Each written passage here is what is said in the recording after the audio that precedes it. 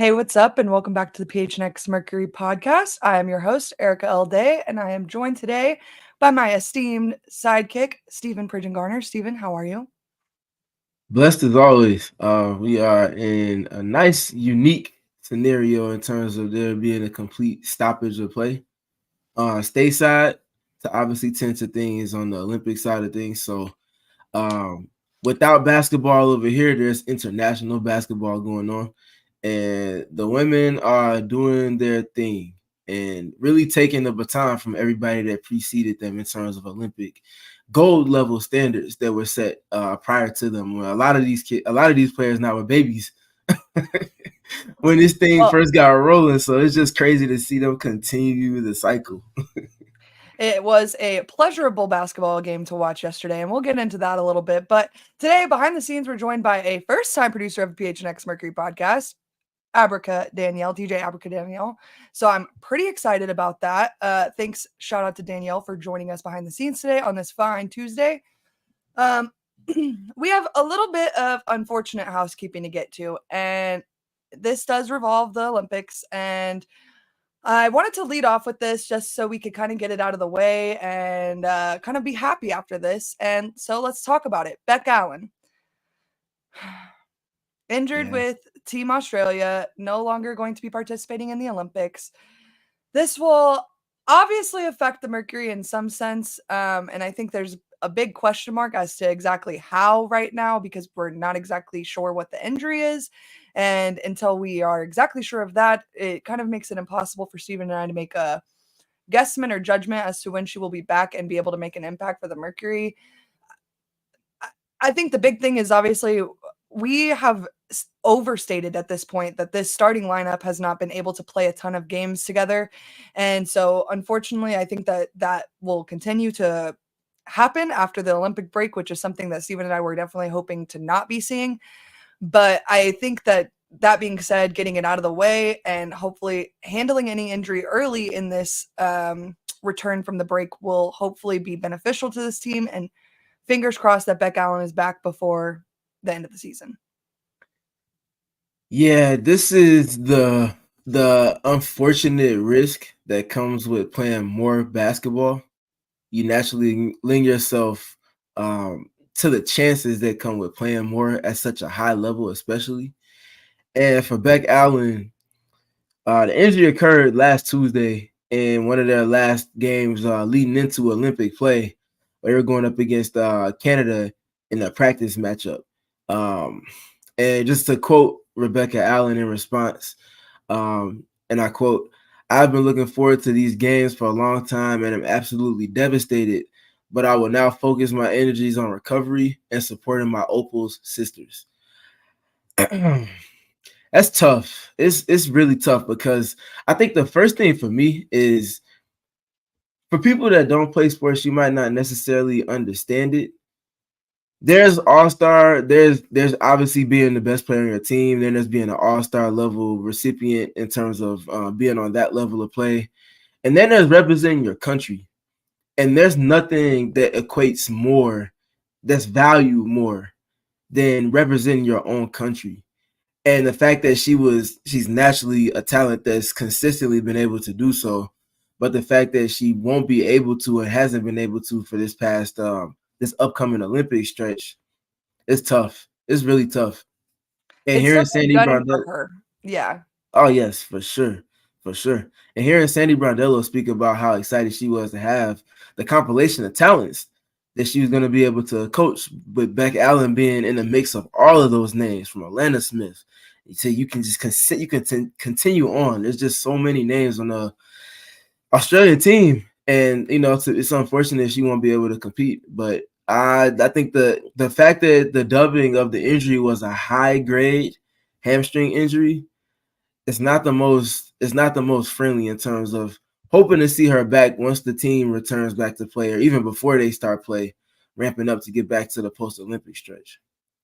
Yeah, absolutely. And unfortunately, I like to be a little more optimistic than maybe I should be, but hopefully this is a big scare and Stephen and I are stressed for nothing and there really is no replacement to be made on the roster. quite honestly, how do you replace the spacing that Bec Allen provides for this particular team? I'm not sure, especially with the players that are currently available, in the pro level.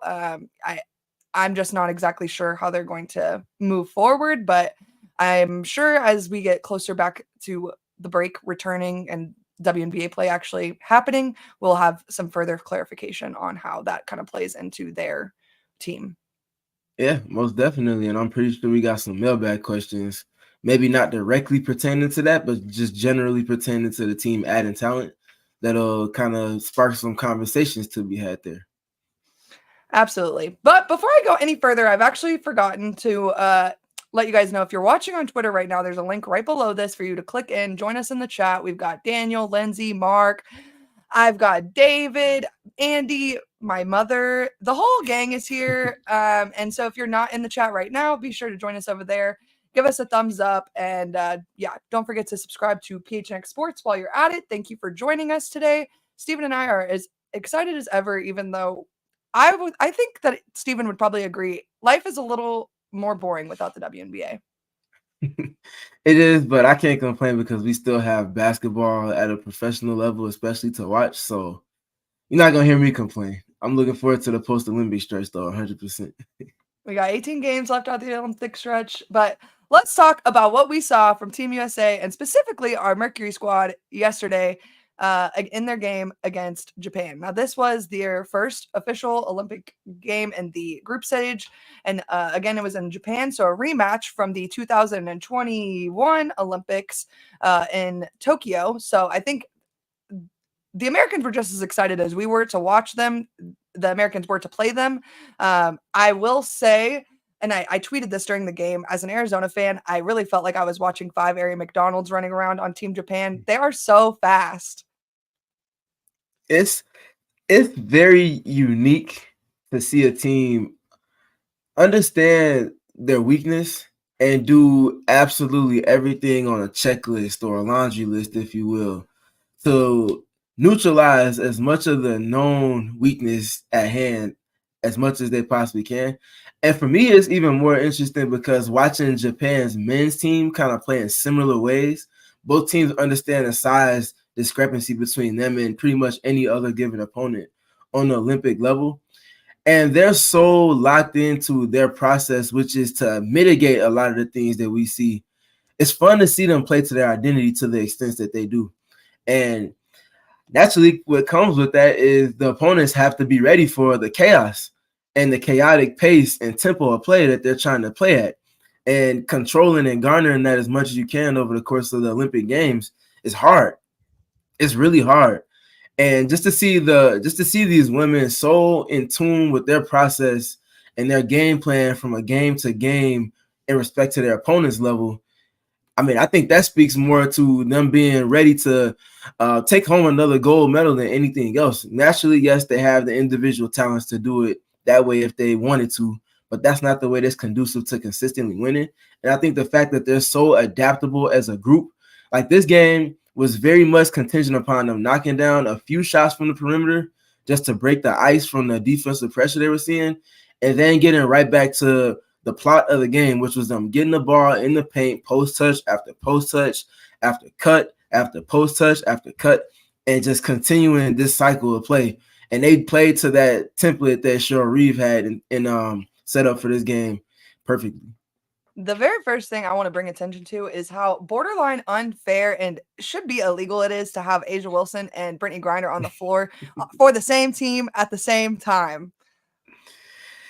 Yeah, it's not that's not ideal to go up against. And there's a quote, I forget who, it might have been LaChina Robinson actually that mentioned it, that A'ja said if there was one player in the W she didn't like going up against, it was Brittney Griner, because most people can't block A'ja's shot.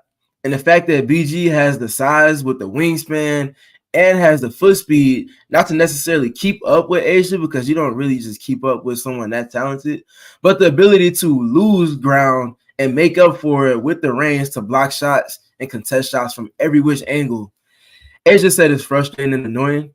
And the fact that she's so excited to be a teammate with A'ja and BG and vice versa, but also with Nafisa Kahleah and Breonna Stewart and Alyssa Thomas.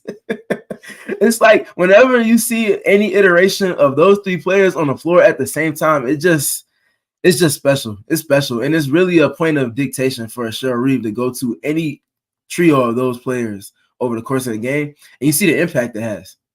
Absolutely. The size and the spacing that they provide is second to none. I mean, and we saw it yesterday. I think I saw an insane stat that the USA team put up less than half of the threes that Team Japan did, and they just played through the paint, which you know, Stephen and I talk a lot about coaching and like if they can coach out of a timeout, but playing to your strengths in the matchup that you have is one of the telltale signs that you have incredible like coaching, and they are doing exactly that. They're playing to their opponent and giving and taking what the defense is giving them. And I think when you're in a situation like the Olympics where you do, like Stephen said, have to be so adaptable, that's all you can ask for from your coaching staff. Exactly. And that's the thing. Japan, like I mentioned, the chaotic style of play that they play with defensively in particular, they saw drop coverage, they saw switching, they saw trapping, they saw double teams sent from all over the place. You know, they saw zone, a whole lot of zone defense. Like they were just mixing up everything. And Team USA was very much playing in reaction to what they were seeing, but also made sure to get back to what their point of dictating was, which was playing from the paint and out. And they just made things happen. I mean, I feel like some of the plot has been buried a little bit with how impactful they were with playing in the paint, but Chelsea freaking Gray, like, and I mean, she almost single-handedly controlled the pace of the game the entire game. Yes, exactly. She had, I believe, 11 assists at halftime alone and just one turnover. And Japan as a team had 13 at halftime. And it's not her assist hunting. It just like naturally, organically happens in the floor of the game. Transition, hit ahead passes and pick and roll. Passes where she's not even involved in the direct action and the ball gets to her hands and she's making a quick decision to keep an advantage or create a new one with the passing that she's making. It's ridiculous. It's ridiculous. And we speak to the embarrassment of riches naturally starting in the front court with this team. I think the embarrassment of riches from a guard perspective starts with Chelsea Gray because of how abundant she is. She hasn't even been scoring and had the scoring impact that we know she can have and score the timely clutch buckets that we know she's able to compile. Yet her impact has still been thoroughly felt. And I think the fact that you have somebody spearheading your attack on offense the creative way that she can, playing off script and playing in scripted manners as well, it's ridiculous. And I just hope people aren't taking for granted just the greatness that is on this team. They have everything that they need. They have everything that they wanted in this team. And we're seeing them play to that already early in group play. Yeah, and I think to speak a little bit to what Stephen was just saying, you know, a lot of people talk about threading the needle. Chelsea Gray is the very epitome of threading the needle. Like next to threading the needle in the dictionary is Chelsea Gray's photo. She could sneak a no-look bounce pass through a keyhole. Like that's the trust that I have. And we quite literally seen her do that a handful of times. Like it's ridiculous how consistent her impact as a passer and how much of a threat her impact as a passer is on any type of defensive scheme or personnel that they might be going up against. And just to see, like, one of my favorite things when watching Chelsea Gray hoop, she makes these passes where she's thinking 5 or 6 steps ahead of defenders that might be in the way. And you'll see them react like they know that there's an angle that she might try to take a risk with. And she'll be quicker to the punch than them. And then you see the reaction and the ball's going past their shoulder and in between where their arm is to try to deflect it, or past their legs, they try to stop it like a goalie in soccer. But they anticipate it and they're still just late because of how quickly she gets the ball to the punch. And then you see the reaction like, oh my gosh, she did it again. Like it's different. It's just different. It's different.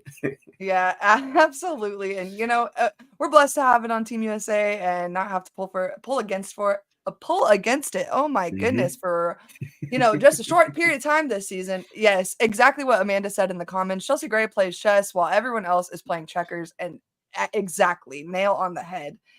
But to kind of bring it back to where Mercury fans may be a little more interested,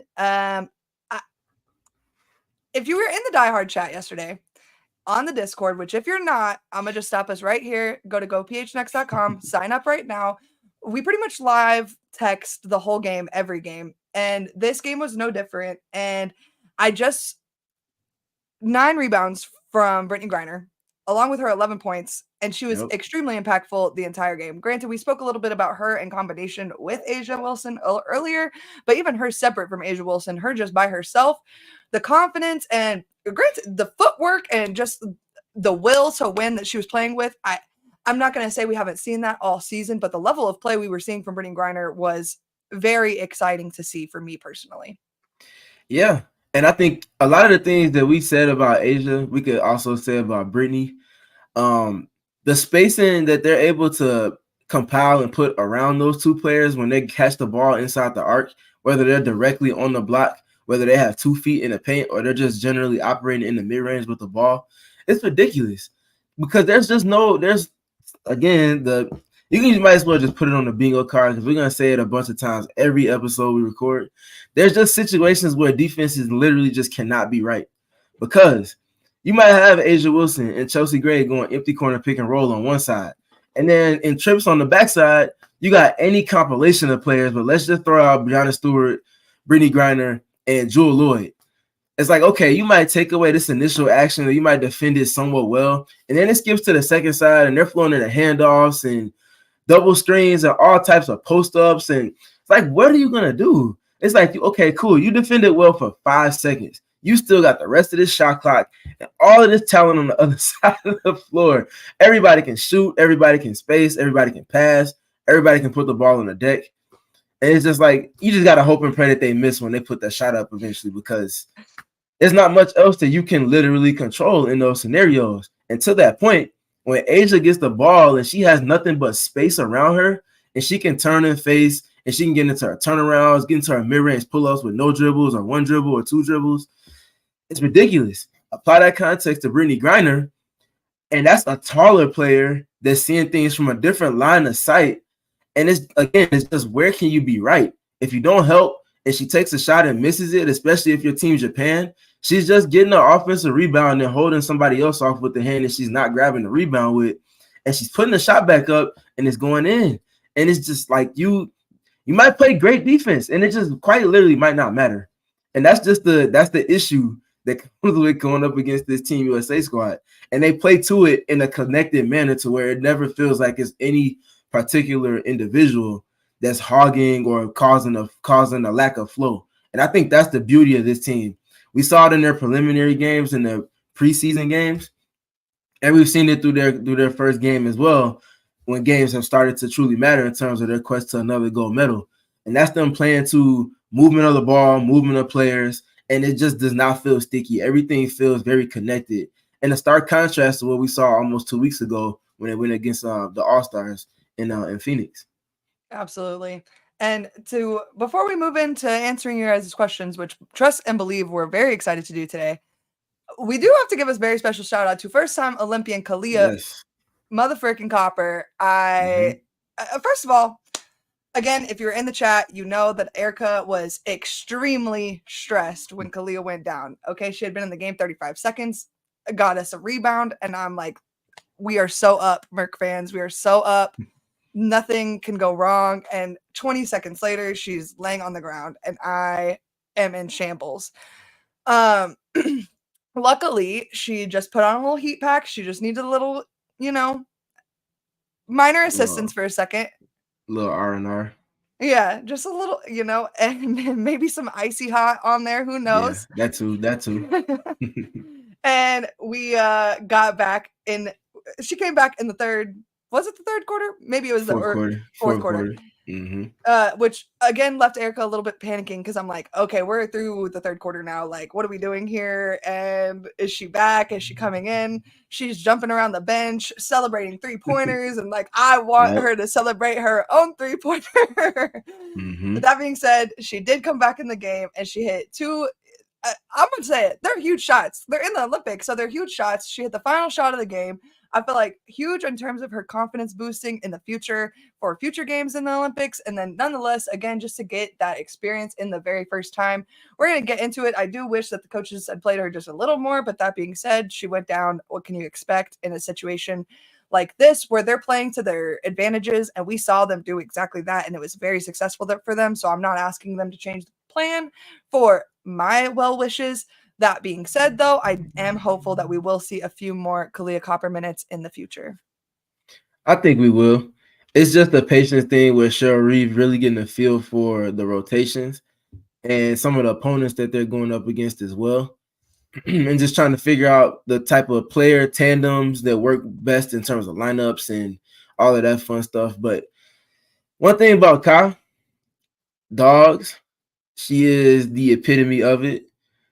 Dogs had that Kahleah in her. It's not the other way around.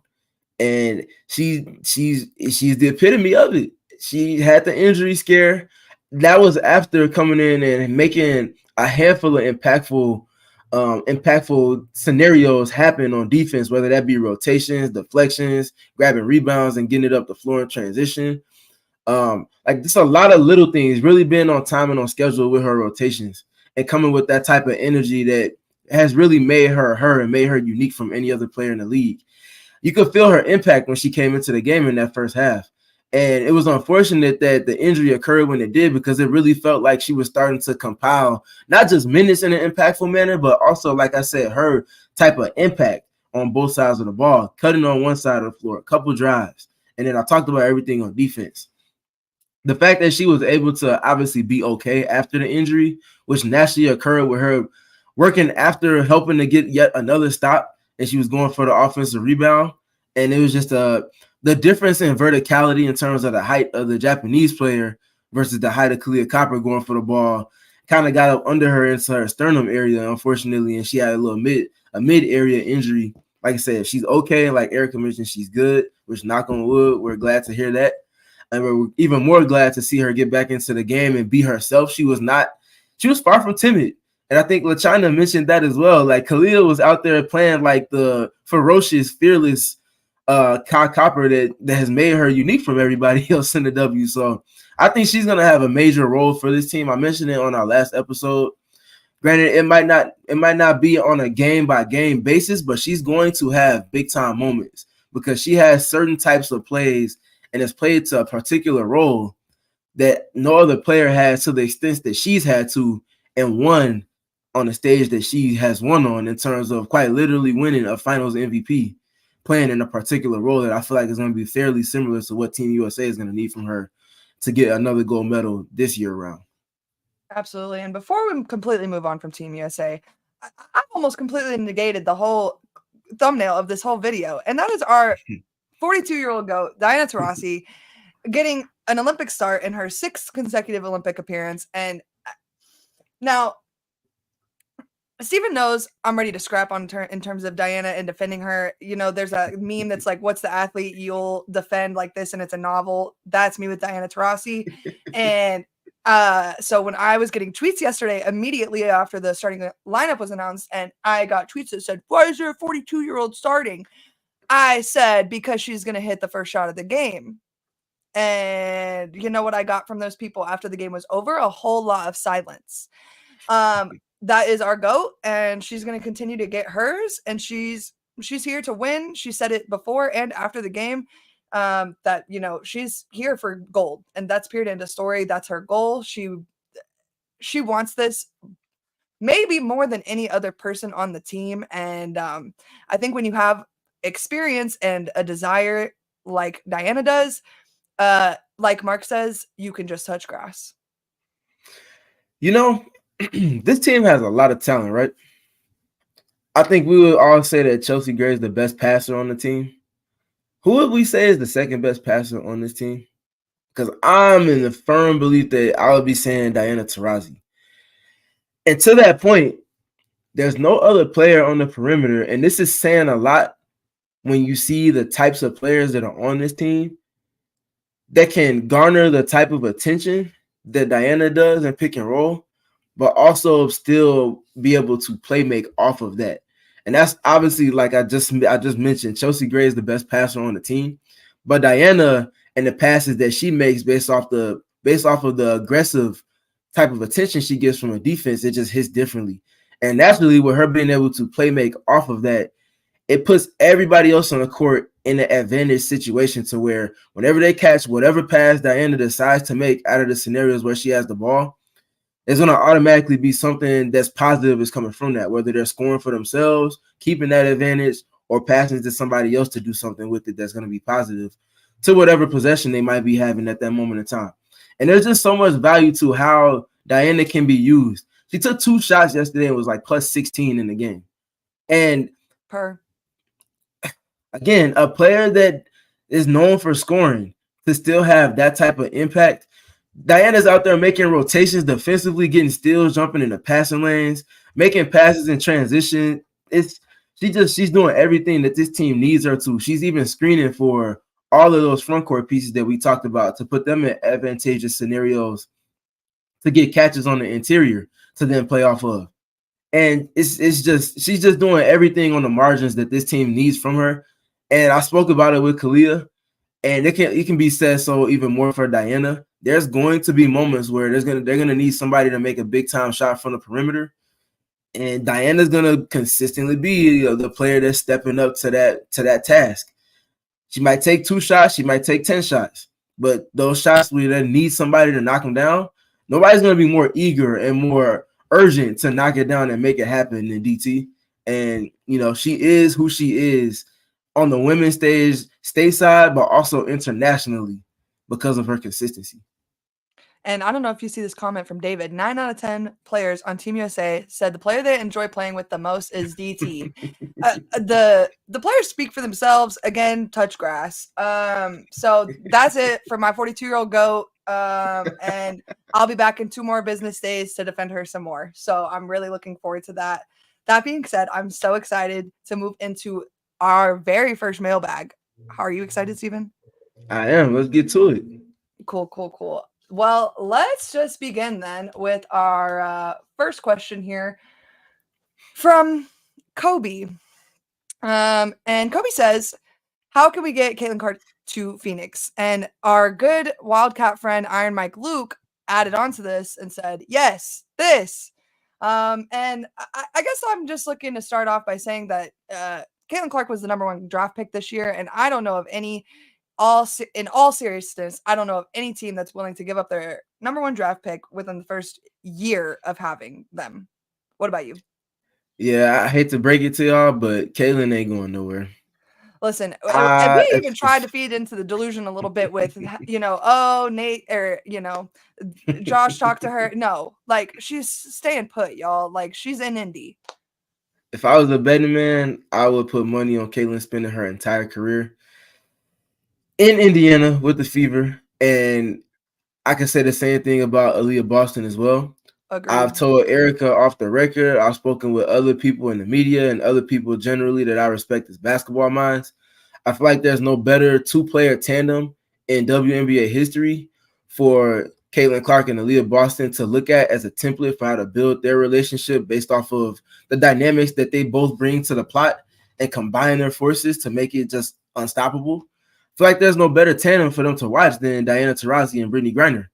And it's not necessarily apples to oranges in terms of being a hand in glove fit, but you can see the synergies and dynamics between the two being very similar to everything that we've seen from Diana and BG over the course of these years across 3 championships. Like you can look at dribble handoffs, you can look at pick and roll, you can look at player screening for both of those two at times and just seeing how they play off of each other when the other is spaced.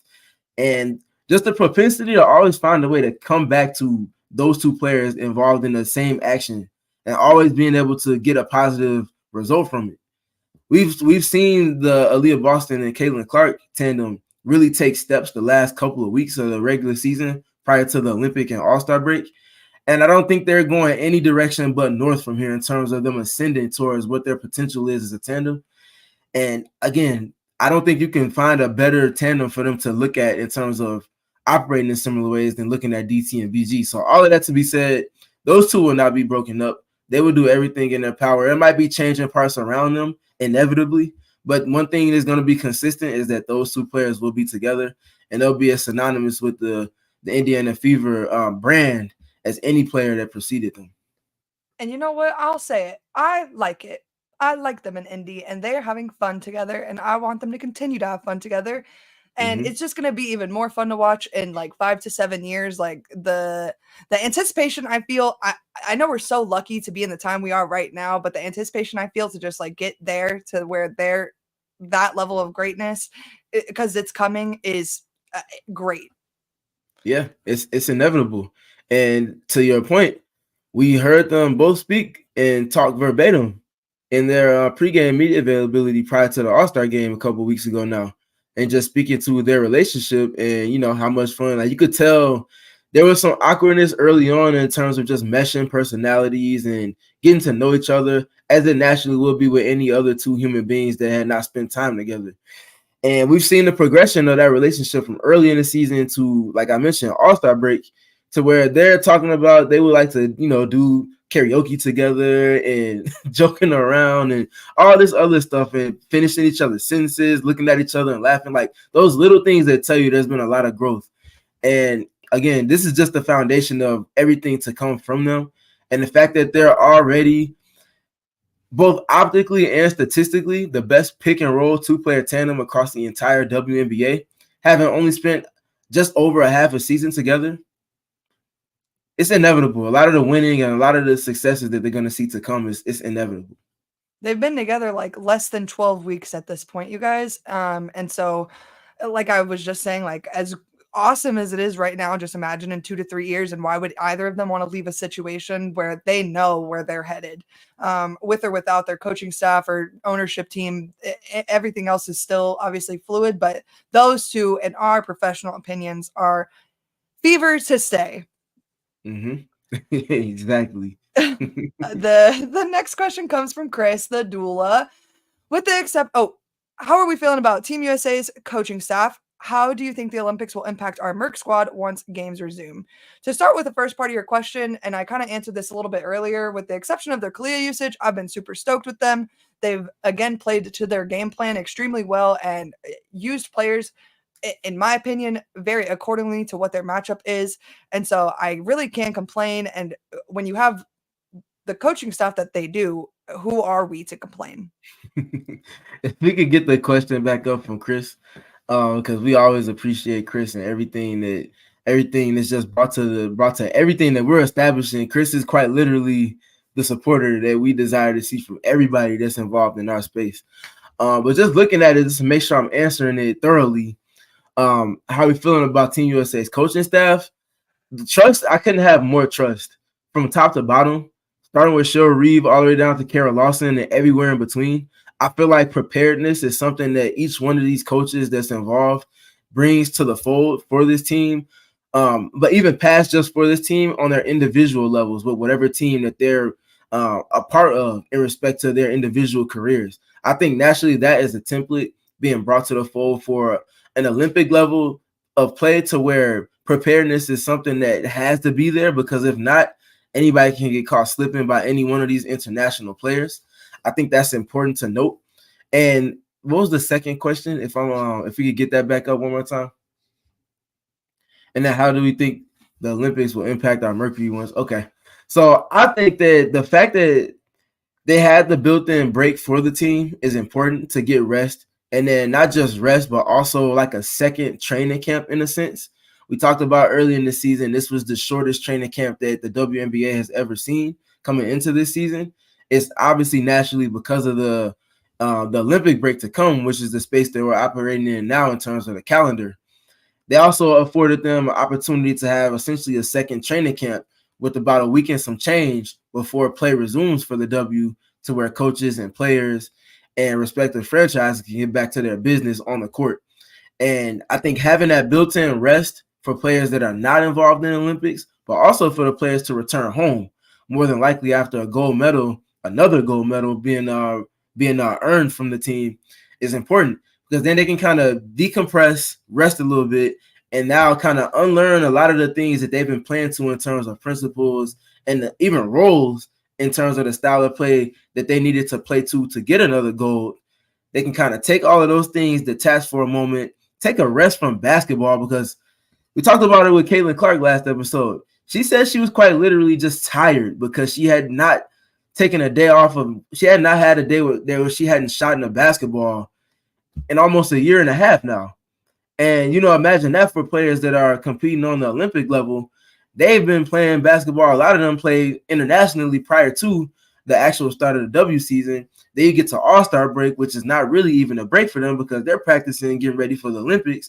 And then they play in the game for the All-Star game. And then they immediately get on a plane before the end of that night. And they're going over to Europe to get ready to start Olympic play. Like, it's just nonstop basketball. So having this rest built in for them, and then allowing for them to be able to then get back to their respective teams and start rebuilding their home and getting used to being back on U.S. soil again, I think is extremely important. I think there will be impact, generally speaking, for the entire W, but I think that they did as good of a job as possible in terms of building up a process to where it's not as arduous as it could have been had these precautions not have been taken in terms of place.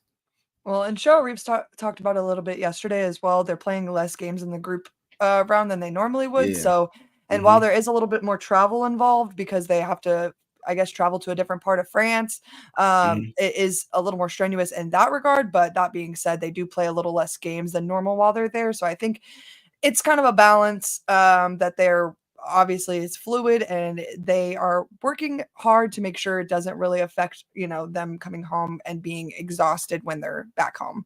I think they're using their minutes appropriately and not overworking really anybody, including but not limited to A'ja Wilson, who played like the GOAT she is yesterday. I think a question that I would like to ask in rebuttal to that: who do you think finishes with more minutes played for the Olympic stretch? Is it going to be A'ja or is it going to be Stewie? I think it's A'ja. You think so? Yeah, I do. The way A'ja's playing, even just yesterday, was absolutely ridiculous. And like Chris said, all of them looked extremely relaxed, and they just looked like they were happy to be playing basketball. But specifically, A'ja, I know I said earlier in the episode that I don't think anyone wants it as bad as D does, and I still think that to be true. But I don't think anyone likes winning as much as A'ja does. Yeah, no one likes winning as much, but I think I don't know. I can see Cheryl really leaning into Stewie because of how Stewie is just a wrecking ball. Like, I don't think there's a better way to put it. She just does everything on the basketball court. And like, for every bit that we see with A'ja, how much A'ja is flying around the floor, and her activity levels have been insane. Stewie's been the exact same bit. And it's just been really fun to see those two kind of play back and forth off of each other. I would not be surprised if they ended up finishing in a tie in terms of minutes played. And the only way they wouldn't is if one of those two got in foul trouble in some capacity. To which Cheryl would still find a way to make sure that they get to that 30+ minute per game total that they're consistently at. And I think just having those two as the spearheads of everything that you're looking to do on a team perspective, embarrassment of riches, to say the least. A'ja's in the lead by 8 seconds right now. And to address my mom, 8 seconds. 8 seconds. I'm taking a win where I get it, Steven. No, for sure. And to address my mother giving me some shit in the comments for saying that there are 2 GOATs in the span of one episode. And as Andy said, it's a farm, Mama Day. Okay, we got a lot of GOATs up in here. And as Amanda said, 12 GOATs or potential GOATs on that team. We're talking about the Olympics here. I think personally I'm allowed to say as many of them are GOATs as I want to. Yeah, I mean, who's gonna argue? I know you're not. All of the winning, I'm definitely not. All the winning that all of these players have seen, I'm not arguing against any of it. The next question, though, I'm so excited to answer, and it is from one of my favorite people at Don's Bread. If you had to create the perfect heist team using the Mercury, who would you put on the team? Now, Stephen, before we answer this question, I do have to ask you a question to answer it. Do we think that a heist team is 4 people? And does it include myself? Well, that's what I was going to ask you, actually. And I wanted to save it for on air so that it would be as organic as it could possibly be. So go ahead and break down the heist team for me, what your opinion on it is, and then give me your team. I'm very curious. Okay. my attacker, the person that does the dogging, that's Mhm. Natasha Cloud. That's easy for me personally.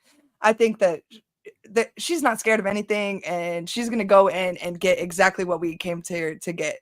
The lookout, that's Brittney Griner. She is gonna be watching who's coming around. I'm the driver, but Kahleah ultimately is the one that pulls the trigger if anything is needed. So I think Kahleah is the protector. Whether I have those roles, the only thing I could find on the internet about a heist team, which I was warned not to Google for obvious reasons, was Grand Theft Auto related, Mhm. and it said 4 people. So I'm thinking Mhm. it's 4 people, but I feel like there's so many different types of heists that we could be talking about. So I'm just gonna go with the bank and say Kahleah, Tosh, and Brittney Griner. Including yourself, right? Oh yeah, duh. I'm there. Okay. Okay. I can see it. I can see it. Lookout. I'm putting Matt Ishby at lookout because the way that he found a way to add to all the talent he already compiled on this roster when no one else saw it happening and found a way to pull Kahleah Copper from Chicago to Phoenix. That is a different type of seeing things 5 times before they actually happen, and not just seeing it, because it's one thing to see it, it's another thing to be able to execute upon what you're seeing to put yourself in a beneficial scenario. Matt Ishbia has to be involved. That dude, the way he sees things, and like I talked about him prying away Kahleah Copper from Chicago. He also pried away Kevin Durant from Brooklyn. When they said there was no way that they were trading him, they said a couple of days before the trade happened, nope, it's not happening. Brooklyn said, we're good, we're going to keep him. Next thing we know, Matt Ishbia has an introductory press conference, being announced as the owner of the Suns and the Mercury, yada, yada, yada. And by the end of that night, going into the next day, all of a sudden, breaking news while mostly everybody sleep, unless you're a sicko like me that's keeping up with NBA trade stuff before the deadline. Here comes Kevin Durant coming to Phoenix. Like, these little things, like he has a track record back to back. Kevin Durant, Kahleah Copper, within a year of each other. He has to be involved on my heist team because he's going to see something that someone else is not going to see way before it happens. And it's going to put us in a situation to be successful at whatever heist we're trying to pull off. So Matt Ishbia has to be a part of my team, period. Next, I will have Kahleah Copper in the mix as well as Natasha Cloud. And I know you said BG was involved in yours. I would throw Sophie Cunningham in mine because she's somebody that's not scared to stick her nose in anybody's business, whether it's pertaining to her or not. And I think there's a lot of value that comes in that because in a high situation, there's a lot of unpredictability that's going on. And you have to have somebody that's another dog in the mix of everything. You have to have the brains. You have to have somebody that's down for whatever. You have to have somebody that is willing to get their hands and feet dirty. And you have to have somebody else to make it all come together. And I feel like with my team compiled, I have a little bit of everything. And I feel like a lot of those pieces are interchangeable within that as well. The comments say, be sure to wear your seatbelt if Erika is driving. And then someone said that you rode in the car with me. Do you agree? Wait, I'm so confused. Do you Say need that your one more time. seatbelt if you're Oh, riding in the car? absolutely. Absolutely. It's those train tracks for me. It was the train Oh, tracks for okay. me. I didn't do nothing about the train tracks. I'm not Nah, the nah, team nah, nah. player. It was the train tracks. That was it. So that's not her fault. That's more so the city of Phoenix. But I don't want no smoke with nobody out in Phoenix. So I'm gonna just say yes for safety purposes. Yes. Yeah, I'll keep the team safe, but I will drive them back to where they need to get to. You know what I'm saying? With the speed of lightning. That But being nobody's said, thinking though, about seatbelts during the heist, though. that's what I'm saying. I'm like, Mom, no one's wearing the seatbelt, Mom. Like, we're trying to get away from the police. Like, I got priorities, and it's to get the girls back to the basketball court. Calm down. Yeah, Like, for sure. For sure. We gotta get back with that championship trophy. facts. But next from Amanda, she asked what we are looking for most. What would be your priorities for the next CBA? And just to put it plainly, if I were a player, my priority would be pay. I know that a lot of people are going to say travel and making and leveling the even board a little bit, and I would agree to a certain extent that travel is a big problem in the league right now, and just certain teams having better resources than others. But that being said, if I'm a player, I would much rather get paid a lot more money than travel nicely, but that is also just my thinking. What about yourself, Stephen? I think you raised some good points to not be redundant and reductive with it. I would like to speak to teams being able to have more players or more roster spots, generally speaking, available. Expansion is fun in terms of adding new teams. We got the Valkyries coming in, and we also have the Canadian team coming in. I think those things are very cool. I think they're very relevant. I'm very curious what the expansion draft is going to look like in alignment with those thoughts. But I think the other big thing, in addition to having multiple teams added to the mix, and naturally, Kathy speaking to the schedule also being expanded in alignment with that, I think is the expansion of rosters. I've personally been of the mindset that the expansion of rosters will help to evolve the league's process in terms of being able to keep more of these high-level collegiate talents that ultimately get cut because of financials, or obviously even more so than financials, the volume of roster spots available on teams. Being able to open that up and also opening up the salary cap in tandem with all of those things, I think will also help to just keep more talent home. The more talent you keep home, especially with the fan bases that these players are coming from the collegiate level to whatever level of basketball they're taking it to after they get done at their universities, being able to keep that home and really fostering a community around that, I think is very important. And I think if we see them lean into not just the additions of, like I talked about, more teams, but also adding more roster spots for these teams, I think we'll see a lot more cohesion in terms of with these players coming from the college level to the professional level. And I think we see less players being left off of rosters or being cut from the training camp deals. I think that's really important, because a lot of the players that end up going to play overseas, I feel like a handful of those players, especially the last couple of years, should be stateside somewhere playing on somebody's roster in the W. The talent suggests it.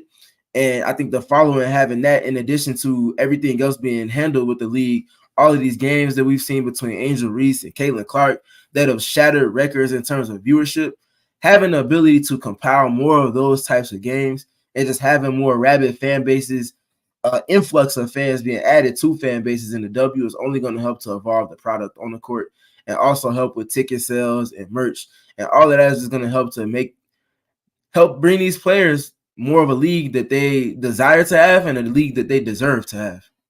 Absolutely. And Amanda says that that's the answer she was looking for in the comments. So I'm sorry I didn't give you that answer, Amanda.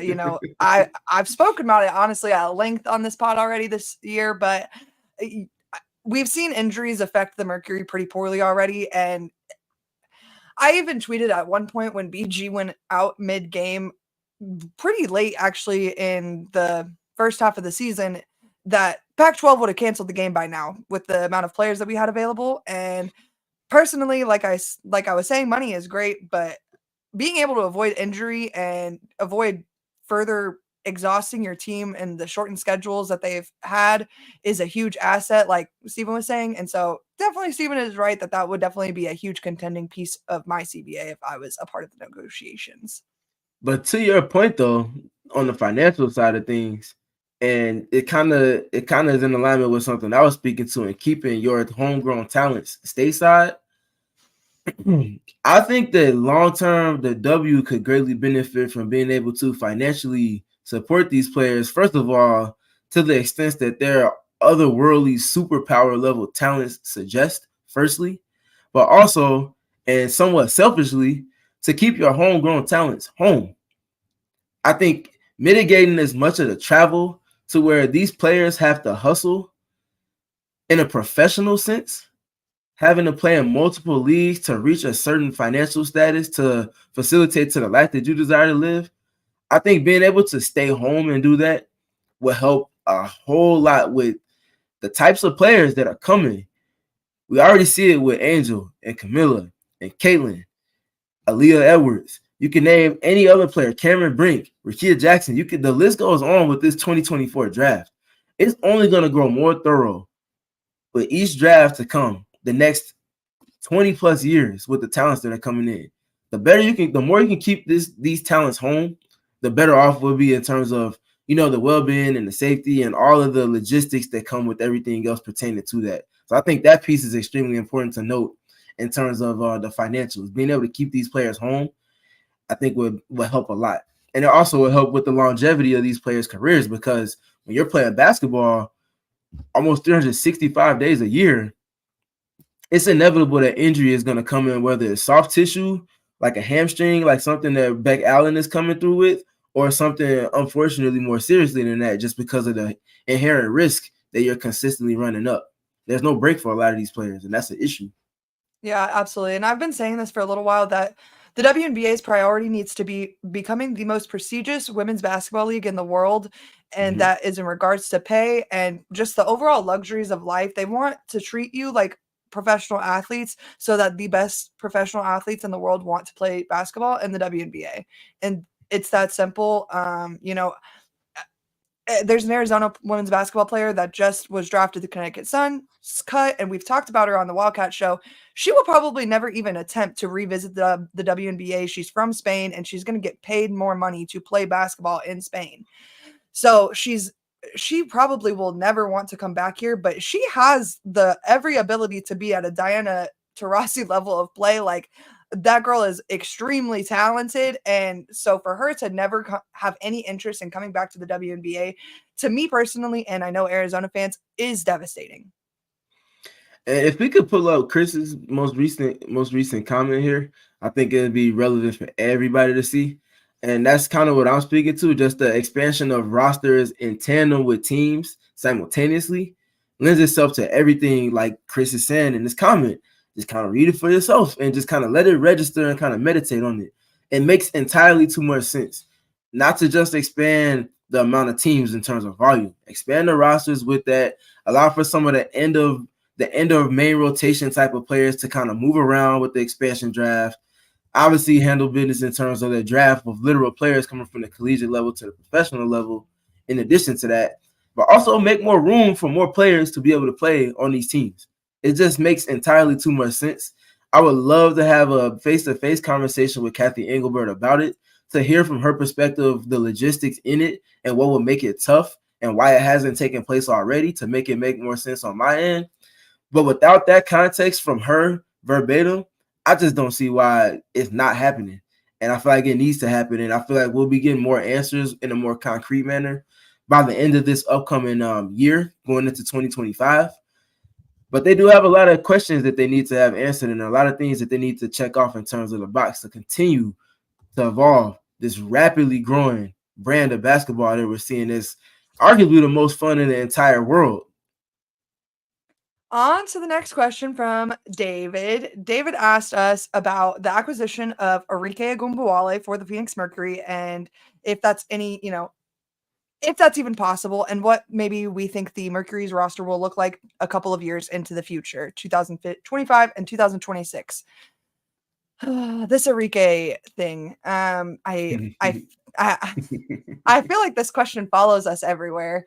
And for good reason. I want to start by talking about what I think the roster is going to look like next year. I have personally been of the belief that we will see a certain 42-year-old GOAT retire.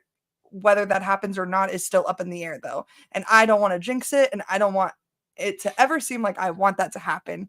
So, but that being said, a lineup with Erika, Kahleah, Natasha Cloud, and Brittney Griner is extremely enticing to me personally. How about yourself, Stephen? Woo is my initial response. Erika in Phoenix with Kahleah Copper and Natasha Cloud and Brittney Griner. I don't know what you would do with that team. Like, I really don't. Like, we're already saying certain things about this team with Diana in season 20. If they're able to get a player that is about as close as any other player from the guard position in terms of being as prolific a scorer as Diana was at the peak of her superpowers, the closest thing would be Erika Ogunbowale. Now, how you would go about making that trade happen and all of the logistics, rather just not think about those things at this moment in time, because there's a lot to consider with the CBA changes coming and everything already in place and all of these different things. That being said, I would just keep that in mind. I'm not saying anything is going to happen. I'm also not saying anything is not going to happen. I could see them at least entertaining the thought or idea of it, that if she is attainable, I think one of the first people to make the call, like I just got done speaking to a couple of questions ago, would be no other than Matt Ishbia, because he wants to win. He wants to win with more urgency, it seems, than any other owner on the And our NBA guy side of had a things front or the row seat. WNBA. Yes, Front row he seat. did. He did. And we've already talked about it in our personal message thread, but also over the microphone with our viewers to see it, that he sees things 5-10 times before other people. And I think that's a invaluable asset to have from the main decision maker of your franchise or your team. So if anybody's going to take a chance to take a swing for the fences in that context, is going to be Matt Ishbia. I think his track record precedes him at this point, attaining the talent of Kevin Durant in his first season, not even his first season, his first couple of days of owning the Phoenix Suns franchise. Yeah, first 24 hours, yeah. Literally. And then his first opportunity in terms of off season with the Mercury, making things happen and making things shake to get Kahleah Copper. One thing he's gonna do is swing for the fences. He's not a single swinger. He is a grand slam swinger. And I think he's going to consistently look to add talents that he can to this roster that makes sense. And I think if Erika is attainable, he'll be one of the first people to make that phone call. But kind of looking at the roster going into 2025, I would be surprised if Diana is still around. That being said, how many people have said that the last like 2-3 seasons when it comes to Diana? I'll be surprised if she plays next season. I'll be surprised if she plays next season. So if she comes back again, I would be surprised, but I do think that she's more close to the proverbial end than she is continuing to play. And that's why I think it's all the more the urgency we're seeing with Team USA right now, as well as with the Mercury, to get things together to put themselves in a position to potentially garner another championship trophy. Yeah, the T is I actually heard the Chicago Sky is only building a facility because Matt Ishbia told them he was stealing all of their players, if not. Oh, geez. Well, it's hard to argue that considering Kahleah is not in Chicago anymore. I will say that, and I'll kind of leave it there. All right. Next question from Mr. Kevin.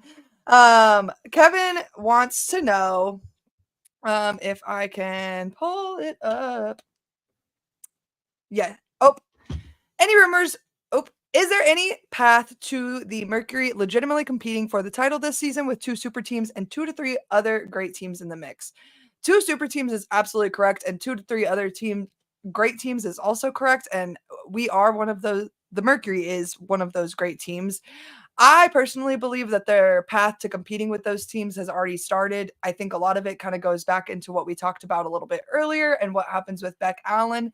And honestly, just the remainder of the roster in general. I think we're going to see some movement right after the Olympics are done. I know that Celeste Taylor is going to come off the 7-day contract. So that means obviously they're going to have to fill that spot with somebody, whether that's Celeste Taylor again, or they move into someone to replace more of Bec Allen's role, who really knows at this point in time. Again, that knowledge is going to come with more knowledge of Bec Allen's injury as it comes out. So I think that yes, but there's still some big questions to be answered straight coming off of the Olympics. Yep. I'm glad you prefaced your answer with the fact that the Mercury are more than certainly one of those super teams. If that's the verbiage being used, they are a super team. You have 3 Olympians on your team, and you add to that a player that's won the championship as one of the main fire starters in her previous team in Natasha Cloud. And then you also add that Rebecca Allen is a player who might not have a championship trophy, but is also an Olympian to her respective native country. That's a lot of talent. That is a lot of talent. And then you go past the 5 starters, you look at Sophie Cunningham, a player that started on the team and was a key piece in the team that went against the odds in 2021 and went from literally the ground up to make it ultimately to the championship round. Now, yes, they came up short, but Sophie was a key piece in everything that team was establishing. So they have 6 players that have Olympic level experience, all-star level experience, championship level experience. Checking off all 3 of those boxes and having 6 players that have done so, that's a ton of talent.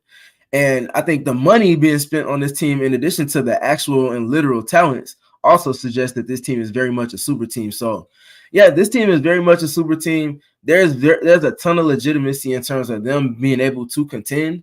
I think the biggest thing that's going to get in their way is how impactful and how effective in a sustained manner is their defense. We'll have a lot more to talk about with the specifics in terms of the team going forward as we get back and get a little bit closer to play picking back up post-Olympic break. But I think that their defense, we know they can be unique on that end of the floor and how they go about defending. We know they have Brittney Griner, one of the best rim protectors in the history of the sport, men's or women's, however you want to look at it. We also know that they're seeing great successes whenever they go to playing zone and putting 2 of their wings at the top of their 2-3 zone and playing with all types of activity from there. It's just a matter of how much consistency they can find in getting stops. And like we've talked about, Erika, particularly on their defense, getting defensive rebounds. That is the biggest bugaboo for this team, in my personal opinion, because they get a lot of initial stops, but they concede extra possessions. And when you have to defend for more than 24 seconds, it's just almost impossible with the talents that the WNBA has to do so impactfully and effectively. And mitigating as much of those extra possessions as they concede to teams over the course of 40 minutes once they return to play is going to be a huge barometer for me in terms of determining what their true ceiling is this season based off of the talents they have on their roster and what we're seeing from a league-wide perspective in terms of teams that might be in their way going forward. Absolutely. And so before we go anywhere, we do have something in less than a month for the very first time in a while, and that is our takeover coming up in August 26th. 26. Oh my goodness. Against the New York Liberty. There's going to be a little pregame party at the Desmond where we have some drinks and some appetizers, get some food before the game, and then we walk on over to the Footprint Center and enjoy some Mercury basketball together. And again, this is going to be a really awesome basketball game against the New York Liberty. I believe it'll be the fourth and final matchup of the season. And so it's going to be a good time. Steven's going to be in town. I'm going to be there. Brett's going to be there. I am doing everything I can to drag my best friend Kobe up there, but unfortunately he tells me that it's on a Monday and some people have jobs. I'm like, oh my goodness, excuses. But we're finally less than a month away, so be sure to go to gophnx.com while you are becoming a diehard and grab your takeover tickets while you are there. That being said, though, we've got some Mercury basketball on Thursday, I guess, via the Olympics, so I'm pretty excited to watch the Team USA take on Belgium at August the very 1st, same. which is crazy to even fathom looking at the calendar. August 1st. I just told someone earlier today, I'm like, I haven't opened the August calendar yet. And he's like, it's like literally 24 hours away, right? And I'm like, I will handle that, cross that bridge when I get there. Okay, buddy? Anyways, though, I am really excited to be back again with you guys on Thursday. And then just a reminder that we are back on Monday and Thursday as normal next week. So be sure to be tuned in for that. Stephen, where can they find you? Find me on Twitter, StayTrueS.3. Find me on YouTube as well as Stephen Prejean Gardner 3. We'll probably have some stuff pertaining to the most recent game against the win over Japan, just kind of looking at some things that were going on the court. Coming in the next day or so prior to their next game against Belgium, I believe. And I'm speaking to that game. The player that I always have enjoyed watching is Emma Miesemann. We spoke on her this last episode. Yes, we did. Yep. Yes, we did. Just there's nothing she can't do on the basketball court. Just a fun basketball player. I'm looking forward to the matchups between her and Asia and Stewie and Alyssa and Nafisa and BG, of course. It's going to be some fun back and forth between those matchups in the front court. So if I'm giving people to something to kind of look forward to in that matchup, it will be that. And it will also be the Team USA guards against Julie Van Loo. We've talked about Van Loo a couple of times prior to matchups with Van Loo going up against the Mercury. She makes every pass under the sun. She has the same type of vision and ability to execute on vision that Chelsea Gray has. It's just going to make for a different type of accountability for Team USA defensively. And I think it's going to be a fun challenge to see go back and forth in terms of schemes and matchups and personnel, all of those fun things. So be on the lookout for that. It's going to be a fun game. I think it's one that Team USA will handle their business with, but I think it's going to look different than any of the games that we've seen them have so far in this 2024 Olympic lead up as well. Absolutely. And if you're not following at PHNX_Mercury on Twitter, just know there is no one that has more fun on Twitter during these Olympic Games than myself, and the tweets are delivering. So you're missing out if you're not over there. And we're almost to 1,200 followers. So if you go follow it right now, I will know immediately, and I will be looking for you in my mentions on Thursday during this game. That being said, though, you can also follow me on Twitter at Erika Day, and you can follow Danielle at Danielle on Twitter as well. Until then, though, we will be back with you guys on Thursday. We all silly like the mayor.